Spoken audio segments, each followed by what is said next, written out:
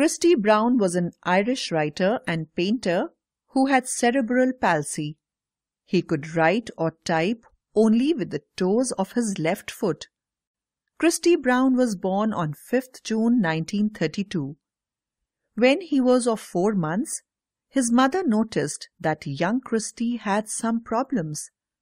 He could not keep his head and neck still. Whenever she removed her hand behind his neck fell backwards. Then she became aware of other problems too. His hands were clenched nearly all of the time and were inclined to twist behind his back. Sometimes his jaws would either lock together tightly or they would suddenly become limp and fall loose, dragging his whole mouth to one side. At the age of 6 months and even at 1 year, Christy's condition remained the same. He could not sit without the support of pillows. Being worried, his parents took him to different hospitals and clinics where doctors examined him. They clearly said that it was a hopeless case. They said that the baby will never recover and he was mentally defective too. But the mother refused to accept it. The doctors regarded young Christy as just something to be fed and washed and then put away again, and not as a human. Even the relatives and friends of the family suggested Christy's mother the same. They suggested her not to take Christy seriously. But the mother refused to accept so. She took the case in her own hand. She was sure that he was not stupid. She showed him pictures from storybooks and told him the names. But young Christy did not show any response that he could understand.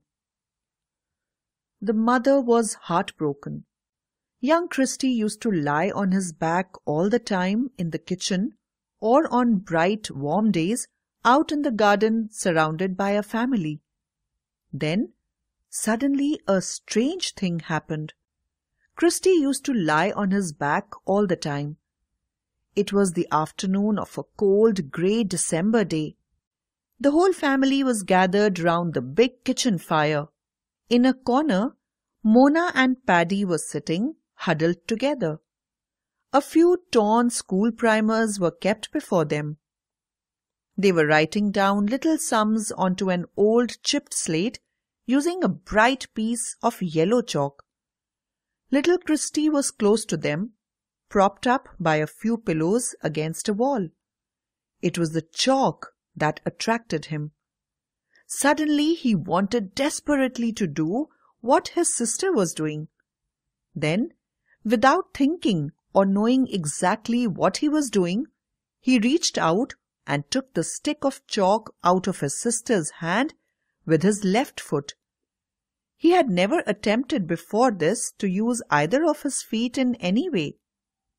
That day, however, his left foot, as if by its own decision, reached out and very impolitely took the chalk out of his sister's hand. He held it tightly between his toes and made a wild sort of scribble with it on the slate. Next moment, he stopped, surprised, looking down at the stick of yellow chalk stuck between his toes, not knowing what to do with it next. Then he looked up and became aware that everyone had stopped talking and was staring at him silently. His mother came in. She stopped midway between the table and the fire, feeling the tension flowing through the room. Her eyes looked from Christy's face down to his foot with the chalk gripped between his toes. She knelt down beside him and said, "I'll show you what to do with it, Chris." Taking another piece of chalk from Mona, she drew on the floor in front of Christy the single letter A. "Copy that," she said. But he couldn't. He tried again. He put out his foot and made a wild jerking stab with the chalk, which produced a very crooked line and nothing more. Mother held the slate steady for him. At last, he drew the letter A, shaky, with awkward, wobbly sides and a very uneven center line.